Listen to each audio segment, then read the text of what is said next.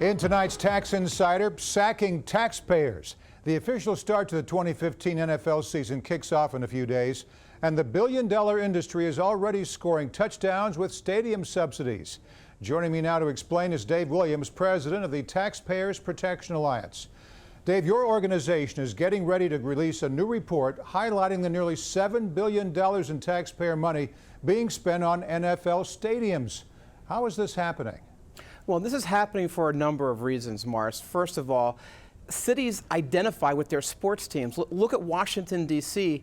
All the news is about the Nats playoff run. It's about the Washington Redskins. And so cities identify, so they want to give huge handouts to the teams to build these stadiums.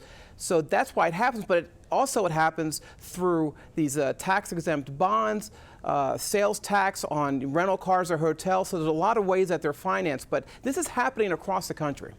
Big sports, big business. Team officials and some government leaders have argued that subsidized stadium projects are actually helping communities by creating jobs and bringing in money. But you found that's not necessarily true.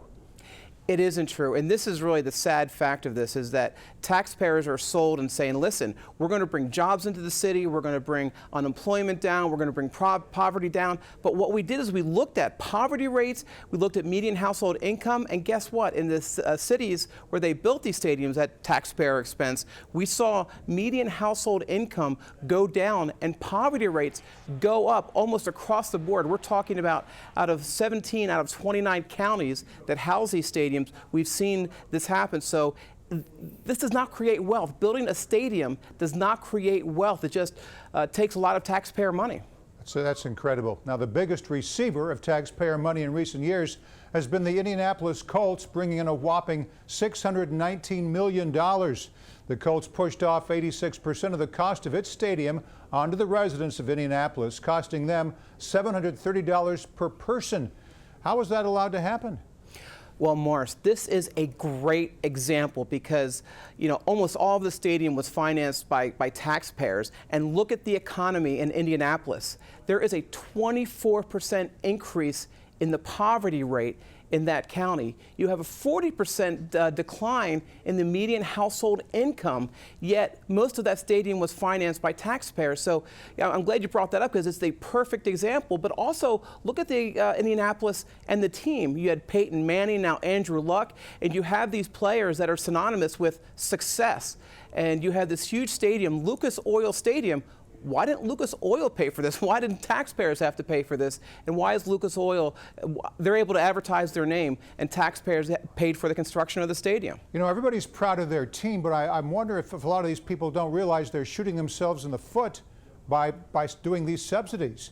And it's not the first time the NFL has come under scrutiny by taxpayer watchdogs like yourself. Earlier this year, the league gave up its nonprofit status.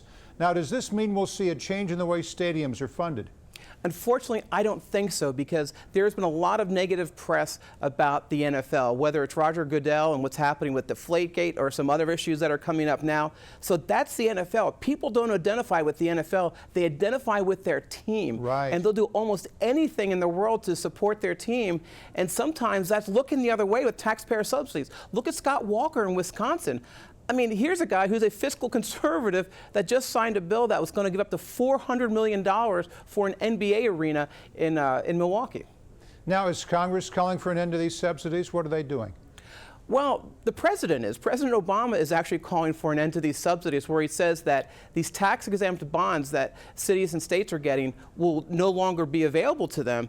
So, President Obama, a kind of strange bedfellows now, where you have a taxpayer group, fiscally conservative, with a president who hasn't always been fiscally conservative, right, agreeing on an issue. So I think hopefully this will gain some momentum, and Republicans in the House and Senate will look at this and say, something, maybe we shouldn't be subsidizing these stadiums. Dave, what about other sports? Do we see this kind of funding being poured into other teams? Yeah, we do across the board, whether it's the NHL, NBA, or even Major League Baseball. I mean, let's look in our backyard here. Nats Park, $700 million in taxpayer funds, $135 million upfront by the city of D.C.